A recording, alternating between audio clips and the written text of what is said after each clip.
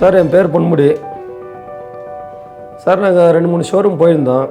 அந்த இடத்துல எங்களுக்கு டிவி பார்க்குறோன்னு போனோம். அந்த இடத்துல எங்கள் சாட்டிஸ்ஃபேக்ஷன் ஆகலை. ஏன்னா ஒரு இடத்துல டிவி இருக்குதுன்றாங்க, ஓகேன்றாங்க. அப்புறம் பார்த்தா பீஸ் இல்லை, 1 மாதம் 10 கொடுக்குறேன்றாங்க. லாஸ்ட்டுக்கு நாங்கள் பை ஷோரூம் போனோம்.